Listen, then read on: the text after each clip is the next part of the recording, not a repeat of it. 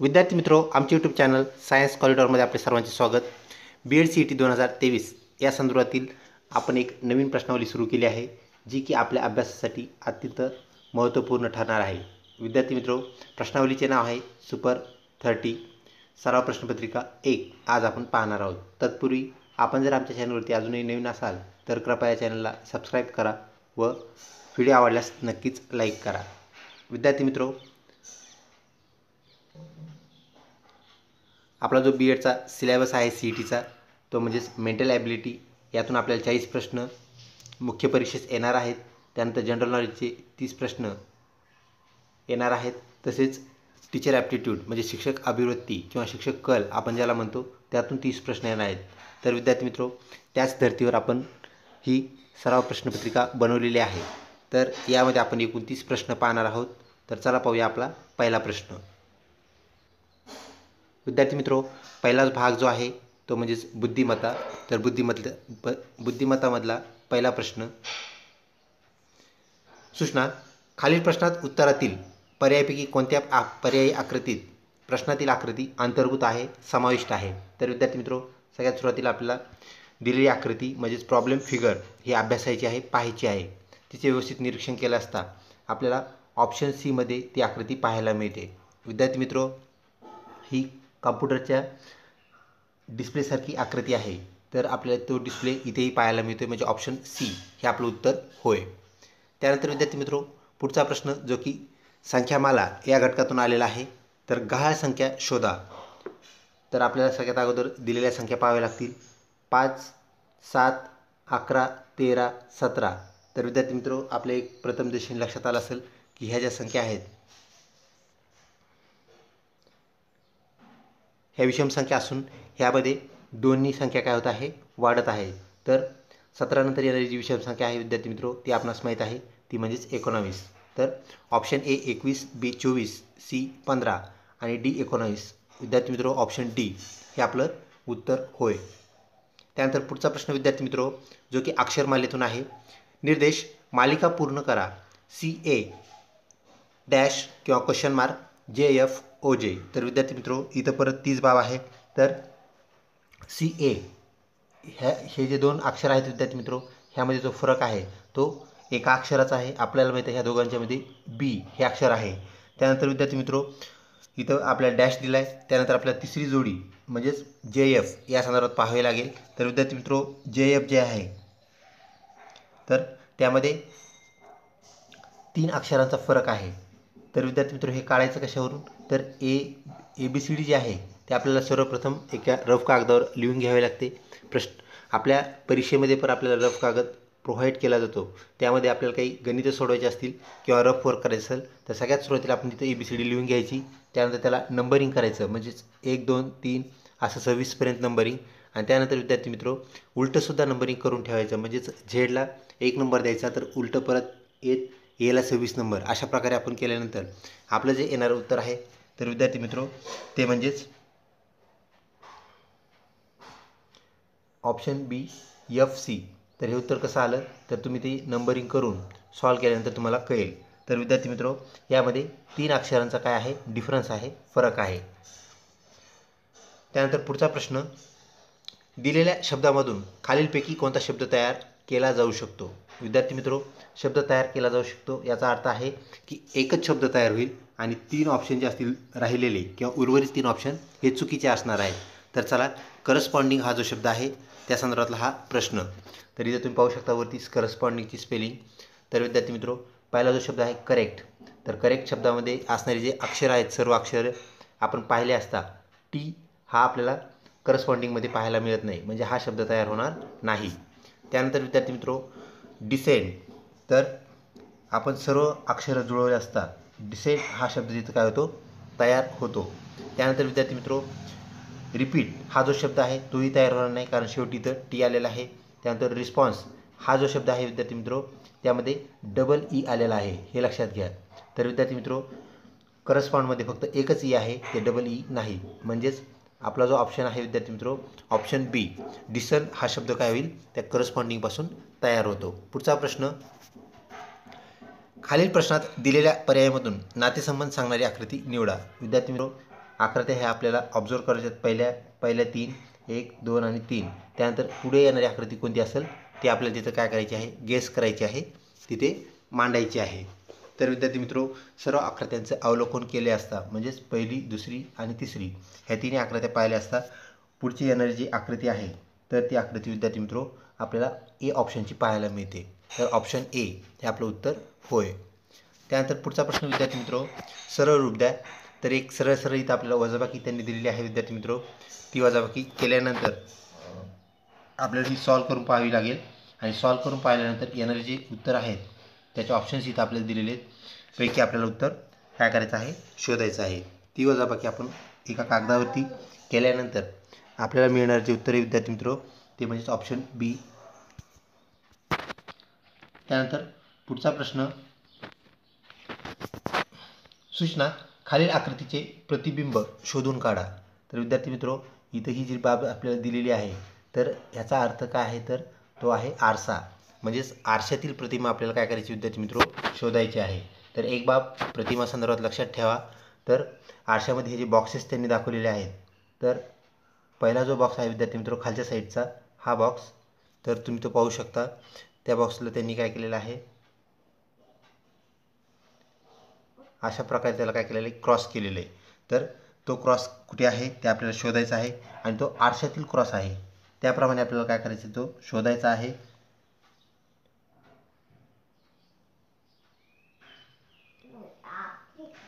तर विद्यार्थी मित्रो ऑप्शन बी आपल्याला त्याप्रमाणे पाहायला मिळतो, म्हणजे आरशात दिसणारी प्रतिमा पाहायला मिळते.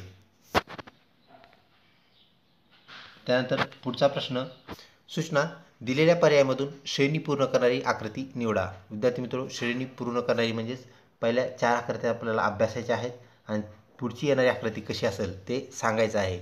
तर पहिल्या आकृतीत तुम्ही पाहू शकता विद्यार्थी मित्रो इथे त्यांनी काही डॉट दिले आहेत ज्याला आपण ठिपके असं म्हणतो. तर हे ठिपके मोजायचे आहेत विद्यार्थी मित्रो. तर तुम्ही इथं मोजू शकता त्याला 3 अधिक 3 म्हणजेच 6 अधिक 3 9. तर विद्यार्थी मित्रो पहिल्या आकृतीमध्ये एकूण 9 ठिपके आहेत मध्यभागी असणाऱ्या ठिपक्यासहित. त्यानंतर दुसऱ्या आकृतीत काय झाले तर ठिपक्याची एकूण संख्या काय झाली, कमी झाली. तो ठिपका इकडे मायग्रेट झाला म्हणजे स्थलांतरित झाला. तिसऱ्या आकृतीमध्ये परत 2 ठिपके स्थलांतरित झाले म्हणजे त्यांची संख्या कमी होत चालली आहे. तर विद्यार्थी मित्रो तुम्ही पाहू शकता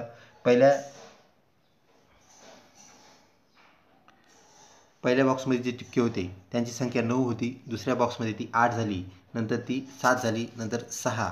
तर विद्यार्थी मित्रो पुढच्या आकृती किती असेल तर आपल्याला इथं पुढची दिलेली आकृती आहे विद्यार्थी मित्रो तर ती ऑप्शन डी मध्ये आपल्याला पाहायला मिळते. तर ऑप्शन डी हे आपलं उत्तर होय. त्यानंतर सूचना, दिलेली आकृती सारणी म्हणजेच फिगर मॅट्रिक्स ज्याला आपण म्हणतो पूर्ण करण्यासाठी ए बी सी आणि डी या 4 पर्यायापैकी योग्य आकृती निवडा. तर विद्यार्थी मित्रो आपल्याला एक त्यांनी टेबल दिलेला आहे, सारणी दिलेली आहे ज्याला आपण श्रेणी असंही म्हणतो. तर यामध्ये काय व्हायला पहा, तर इथं सर्कल दिलं आहे म्हणजेच गोल दिलं आहे आणि त्यानंतर चौकोन दिला आहे. तर त्याची तयार झालेली आकृती चौकोनात गोल अशी तयार झाली. त्यानंतर दुसरी जी इथं आपल्याला कंडिशन त्यांनी दिली त्रिकोण आणि चौकोन, परत काय झालं चौकोनात त्रिकोण म्हणजेच काय व्हायला लागले तर पहिली आकृती दुसऱ्या आकृतीच्या मध्ये जाऊन बसायली. तर इथं विद्यार्थी मित्रो एक बाण दिला आहे उजवीकडच्या साईडचा आणि वर्तुळ दिलं आहे म्हणजेच आपली येणारी जी आकृती आहे तर ती विद्यार्थी मित्रो बाण जे आहे तर ते वर्तुळामध्ये आलेलं आपल्याला पाहायला मिळेल. तर अशा प्रकारची इथं काय होईल आकृती तयार होईल. तर ही आकृती आपल्याला ऑप्शन ए मध्ये पाहायला मिळते म्हणजेच ऑप्शन ए हे आपलं उत्तर होय. विद्यार्थी मित्रो कधी कधी काय होते तर हा जो ऑप्शन आहे A B C D option sequentially असतात असं नाही, तर सुरुवातीला डी ऑप्शन असतो, नंतर सी, नंतर बी आणि नंतर ए. त्यामुळे आपल्याला करेक्ट ऑप्शन पाहून काय करायचं आहे तिथं आपलं उत्तर नोंदवायचं आहे. त्यानंतर पुढचा प्रश्न, सूचना, दिलेल्या 4 पैकी वेगळी म्हणजेच असंबंध असणारी आकृती शोधून काढा. तर विद्यार्थी मित्रो या प्रकारामध्ये 3 आकृत्या सारख्या असतात आणि एक आकृती मात्र काय असते भिन्न असते, वेगळी असते. तर आपल्याला सर्व आकृत्याचे निरीक्षण करावे लागेल आणि निरीक्षणाअंती आपल्या लक्षात येईल की विद्यार्थी मित्रो सी जी आकृती आहे तर त्या आकृतीमध्ये हे जे त्रिकोण आहेत त्या त्रिकोणामधून बाहेर एक रेष गेलेली जी की कुठल्याही त्रिकोणामध्ये नाही, म्हणजेच ऑप्शन सी जे आहे हे आपलं इथलं उत्तर होय. विद्यार्थी मित्रो आपला जो पुढचा सेक्शन आहे तो म्हणजेच सामान्य ज्ञान, ज्याला आपण जनरल नॉलेज किंवा GK असंही म्हणतो. त्यातला प्रश्न पहिला म्हणजेच 11वा प्रश्न. तर सर्वोच्च न्यायालयाच्या प्रथम महिला न्यायाधीश कोण होत्या? 1 फातिमा बीवी, 2 इंदिरा बॅनर्जी, 3 कॉमिलिया सोरबजी, 4 पिंकी आनंद. विद्यार्थी मित्रो, ऑप्शन 1 फातिमा बीवी ह्या सर्वोच्च न्यायालयाच्या प्रथम महिला न्यायाधीश होय. त्यानंतर विद्यार्थी मित्रो, प्रश्न पुढचा. जनधन योजना कोणत्या पंतप्रधान कार्यकाळात सुरू करण्यात आली? 1 डॉक्टर मनमोहन सिंग, 2 अटल बिहारी वाजपेयी, 3 नरेंद्र मोदी, 4 HD देवेगौडा. विद्यार्थी मित्रो, ऑप्शन 3 नरेंद्र मोदी यांच्या काळामध्ये ही योजना सुरू करण्यात आली. त्यानंतर विद्यार्थी मित्रो, पुढचा प्रश्न. ICTचे पूर्ण रूप काय आहे? 1 intelligence communication technology, 2 inter communication technology, 3 information communication technique आणि 4 इन्फॉर्मेशन कम्युनिकेशन टेक्नॉलॉजी. विद्यार्थी मित्रो, ऑप्शन 3 व 4 ह्या दोन बाबी तुम्ही निश्चित पाहू शकता. इथे थोडा फरक आहे, टेक्निक आणि टेक्नॉलॉजी. तर त्याचं पूर्ण रूप जे आहे ते ऑप्शन 4 इन्फॉर्मेशन कम्युनिकेशन टेक्नॉलॉजी हे होय. ऑप्शन 4 आपलं उत्तर असणार आहे. त्यानंतर पुढचा प्रश्न तो म्हणजे 14वा. काझीरंगा राष्ट्रीय उद्यान कोणत्या राज्यात आहे? 1 महाराष्ट्र राज्यात, 2 गुजरात राज्यात, 3 राजस्थान, 4 आसाम. विद्यार्थी मित्रो, काझीरंगा नॅशनल पार्क ज्याला आपण म्हणत असतो, तर ऑप्शन 4 आसाम या राज्यामध्ये आपल्याला तो आढळतो. तर विद्यार्थी मित्रो, महाराष्ट्रामध्ये ताडोबासारखं राष्ट्रीय उद्यान आपल्याला पाहायला मिळतं. गुजरातमध्ये सेसानगीर सारखं राष्ट्रीय उद्यान पाहायला मिळतं, जिथे आशियाई सिंह आपल्याला पाहायला मिळतात. राजस्थानमध्ये सारिस्का तसेच रणथंबोर सारखे आपल्याला राष्ट्रीय उद्याने पाहायला मिळतात. तर विद्यार्थी मित्रो, आपलं जे इथे उत्तर आहे ते म्हणजेच आसाम काझीरंगा नॅशनल पार्क. त्यानंतर पुढचा प्रश्न विद्यार्थी मित्रो. भारतातील कोणत्या शहरास सिलिकॉन सिटी असे म्हणतात? 1 मुंबई, 2 बँगलोर, 3 कलकत्ता, 4 चेन्नई. विद्यार्थी मित्रो, ऑप्शन 2 बँगलोर या शहरास आपण सिलिकॉन सिटी या नावाने ओळखतो. तर विद्यार्थी मित्रो, सिलिकॉन सिटी का? तर आपल्याला माहिती आहे कम्प्युटर चिपमध्ये आपण सिलिकॉन हा घटक वापरत असतो. तर विद्यार्थी मित्रो, त्यामुळे आपण बँगलोरला सिलिकॉन सिटी असे म्हणतो. पुढचा प्रश्न विद्यार्थी मित्रो. शासनाची ऑनलाईन प्रणाली प्रशिक्षण प्रणाली कोणती? ऑप्शन 1 मूक, ऑप्शन 2 MSCIT, 3 स्वयं, 4 1 व 3. तर विद्यार्थी मित्रो, आपल्याला ऑनलाईन मोफत प्रशिक्षण देणारी जी प्रणाली आहे ती मूक व स्वयं ह्या दोन प्रणाली आहेत. तर आपल्याला माहीत आहे MSCIT जे आहे विद्यार्थी मित्रो, त्याला आपल्याला फीस भरावी लागते, म्हणजेच आपण त्याला अमाऊंट मोजतो. तर 1 व 3 हे जे दोन ऑप्शन आहेत म्हणजेच MOOC आणि स्वयं, तर ह्या दोन प्रणाली विद्यार्थी मित्रो मोफत प्रशिक्षण देणाऱ्या प्रणाली होय. त्यानंतर पुढचा प्रश्न विद्यार्थी मित्रो. वातावरणात कोणत्या वायूचे प्रमाण सर्वात जास्त आहे किंवा सर्वाधिक आहे? 1 nitrogen, 2 carbon dioxide, 3 hydrogen, 4 oxygen. विद्यार्थी मित्रो, आपणास माहीत आहे नायट्रोजन या वायूचे प्रमाण हवेमध्ये वातावरणामध्ये सर्वात जास्त आहे, तर ते 78% आहे. तर ऑक्सिजनचे प्रमाण 21% आहे. ही बाब आपण लक्षात ठेवावी. हाच प्रश्न विद्यार्थी मित्रो वातावरणात नायट्रोजनचे प्रमाण किती असाही विचारला जाऊ शकतो. त्यावेळेस त्याचं उत्तर 78% असं असणार आहे. ही बाब आपण लक्षात ठेवावी. त्यानंतर विद्यार्थी मित्रो, पुढचा प्रश्न.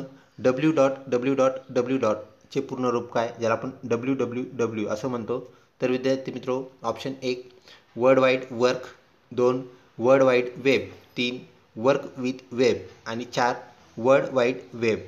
तर विद्यार्थी मित्रो, वर्ल्ड वाईड वेब ऑप्शन, इथे दोन ऑप्शन सारखे आहेत, ते म्हणजे 2 आणि 4. तर विद्यार्थी मित्रो, ऑप्शन वर्ल्ड वाईड वेब हे आपलं उत्तर होय.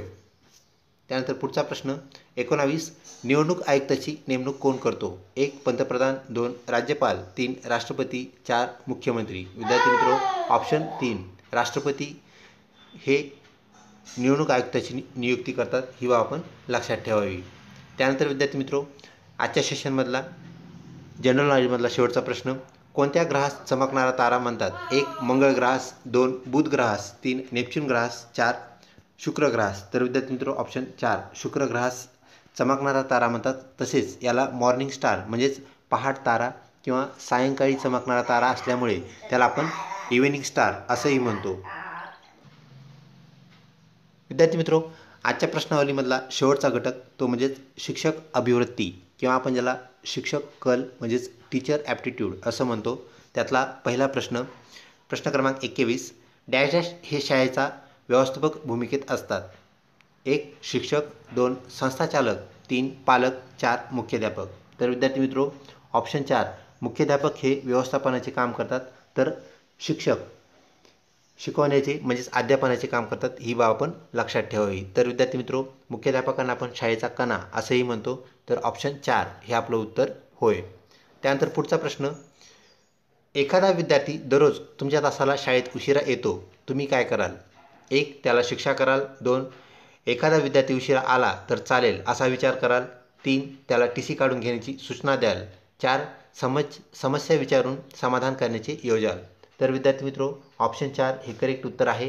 म्हणजे आपल्याला त्याचं समाधान करणं गरजेचं आहे. त्याला कोणती समस्या आहे, तो नेमका का उशिरा येतो हे आपण त्याला विचारून जाणून घेऊ शकतो. व समस्या जर सोडवण्यासारखी असेल तर निश्चितच आपल्याला ती सोडून त्याला वेळेत आणण्यास आपण काय करू शकतो, हातभार लावू शकतो. तर ऑप्शन 4 हे आपलं उत्तर असणारे ही बाब आपण लक्षात घ्यावी.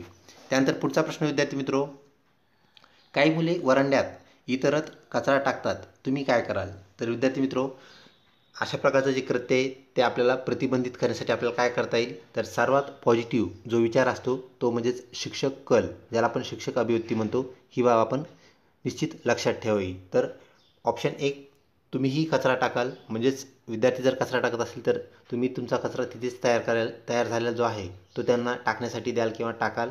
2 तसे केल्यास विद्यार्थ्यांना शिक्षा कराल. 3 मुख्याध्यापकांना कचराकुंडीची व्यवस्था करण्यास विनंती कराल. आणि 4 पालकाकडे त्या विद्यार्थ्यांची तक्रार कराल. विद्यार्थी मित्रो, ऑप्शन 3 हा एकदम करेक्ट आहे. तर आपण मुख्याध्यापकांना विनंती करू शकतो की आपल्या शाळेत विविध ठिकाणी कचराकुंडी बसवणं गरजेचं आहे, जेणेकरून कचरा वरांड्यात तसेच ग्राउंडवर इतरत फेकला जाणार नाही. तर विद्यार्थी मित्रो, 3 नंबर ऑप्शन हे आपलं करेक्ट उत्तर होय. त्यानंतर पुढचा प्रश्न, काही विद्यार्थी नेहमी तुमच्याकडे पुस्तके मागतात, तर तुम्ही काय कराल? 1 पुस्तके देणार नाहीत, 2 पुस्तके नसल्याचे सांगाल, 3 ग्रंथालयात पुस्तके उपलब्ध कराल, 4 यापैकी नाही. विद्यार्थी मित्रो, पुस्तके देणार नाहीत ही योग्य बाब नाही, तसेच पुस्तके नसल्याचे सांगणे हे खोटे आहे. तर आपल्याला खोटे बोलणे शिक्षकाला क्रमपात नाही. तसेच ग्रंथालयात पुस्तके उपलब्ध करून देणे ही बाब जी आहे विद्यार्थी मित्रो, ही एकदम करेक्ट आहे. तर आपण तशी जर व्यवस्था केली तर विद्यार्थ्यांना ग्रंथालयातून पुस्तक घेणे आणि वाचणे हे सोयीस्कर ठरेल. तर ऑप्शन 3 हे आपलं करेक्ट उत्तर होय. पुढचा प्रश्न, एक विद्यार्थी कॉपी करताना आढळला तर तुम्ही काय कराल? 1 दुर्लक्ष कराल, 2 मुलं कॉप्या करतच असतात, 3 त्याला सज्जड दम देऊन समजावाल आणि 4 यापैकी नाही. विद्यार्थी मित्रो, यापैकी नाही हे आपलं उत्तर नाही. तसेच पहिले दोन्ही ज्या कृती आहेत त्याही आपलं उत्तर नाही. तर ऑप्शन 3 जो आहे, सज्जड दम देऊन समजवाल. तर दरवेळेस प्रेमाच्या भाषेने चालतं असं नाही. तर आपल्याला त्या विद्यार्थ्याला थोडं काय करावं लागेल, त्याला दम द्यावा लागेल की कॉपी जर केली तर तुझं कशाप्रकारे नुकसान होऊ शकतं, त्याला समजावून सांगावं लागेल. आणि त्यानंतर त्याला स्वतःलाच तो काय करेल, आळा घालील, प्रतिबंध घालील. तर विद्यार्थी मित्रो, ऑप्शन 3 सज्जड दम देऊन समजवाल हे याचं करेक्ट उत्तर होय. त्यानंतर पुढचा प्रश्न, शाळेची घंटा वाजल्यावर तुम्ही काय कराल? विद्यार्थी मित्रो, बऱ्याच वेळेस अध्यापन करता करता म्हणजेच शिकवता शिकवता शाळेची घंटा होते व त्यावेळेस शिक्षकांनी काय केले पाहिजे असा हा प्रश्न आहे. 1 पाठ संपल्यावरच वर्ग सोडाल, 2 दुर्लक्ष कराल, 3 मुख्याध्यापक गेले का पाहणार, 4 उरलेला भाग उद्या घेऊ असे सांगून समारोप कराल. तर विद्यार्थी मित्रो, ऑप्शन 4 हे करेक्ट उत्तर आहे. तर आपला जो भाग शिकवणं चालू आहे तो भाग आपण तिथं शिकवणं थांबवायचं आणि त्याचा समारोप करायचा. तर आपण समारोप करत असताना विद्यार्थ्यांना सांगतो की विद्यार्थी मित्रो, आपण असं आज शिकलो, तर त्याच्या 2 ओळीमध्ये आपण त्याचा समारोप करणं अपेक्षित आहे, गरजेचं आहे. आणि पहिले 3 जे ऑप्शन आहेत विद्यार्थी मित्रो, पाठ संपल्यावरच वर्ग सोडणे, म्हणजे तुमचं शिकवायचं अजून 15 मिनिट जरी राहिलं असेल तर तुम्ही ते कंटिन्यू कराल, ही चुकीची बाब आहे. त्यानंतर घंटेकडे म्हणजे शाळेची घंटी जी वाजते त्याकडे दुर्लक्ष करणं हे चुकीचं आहे. त्यानंतर मुख्याध्यापक आहेत का नाहीत हे आपल्याला पाहण्याची गरज नाही आहे. मुख्याध्यापक असतील तरच काम करायचं आणि ते नसतील तर काम नाही करायचं, हा तो बहाणा झाला. म्हणजे तिन्ही ऑप्शन चुकीचे आहेत.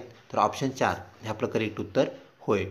त्यानंतर पुढचा प्रश्न विद्यार्थी मित्रो, एक विद्यार्थी फलकावरील लिहिताना नेहमी उभा राहतो, तुम्ही काय कराल? ज्यावेळेस विद्यार्थी मित्रो आपण फलकावर काहीतरी लिहिलं आहे आणि ते आपण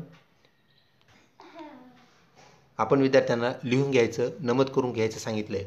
तर एक विद्यार्थी नेहमी उभा राहतो. ऑप्शन 1 दुर्लक्ष कराल, 2 त्याला सर्वात पुढे बसवाल, 3 त्याला शिक्षा कराल, 4 डोळ्याची तपासणी करण्यास सांगाल. तर विद्यार्थी मित्रो, आपणास माहीत आहे आपण जर त्याला डोळ्याची तपासणी करण्यास सांगितली तर एखाद्या वेळेस त्याचा डोळ्याचा आजार असू शकतो. तो आजार दूर होण्यास नक्कीच त्याला काय होईल, वेळेत मदत होईल.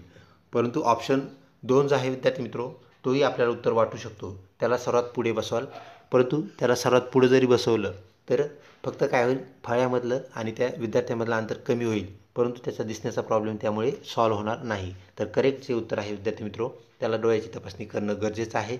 आणि डोळ्याची तपासणी केल्यानंतर मग तो शेवटच्या डेस्कवरून सुद्धा काय करू शकतो, व्यवस्थित फळ्यावरचं पाहून लिहू शकतो. त्यामुळे ऑप्शन 4 हे आपलं करेक्ट उत्तर होय. त्यानंतर विद्यार्थी मित्रो, थर्ड लास्ट क्वेश्चन. काही मुले मधल्या सुट्टीत दंगा करतात. ऑप्शन 1 त्यांना वर्गाबाहेर उभे कराल. 2 मुख्याध्यापकाकडे पाठवाल. 3 त्यांना वर्गासमोर उभे कराल. 4 शाळा सोडण्यास सांगणार. विद्यार्थी मित्रो, त्यांना वर्गाबाहेर उभे करणे किंवा वर्गात सर्वांच्या समोर उभा करणे, ज्याला आपण वर्गासमोर उभा करणे असं म्हणतो. राहिले थांबे.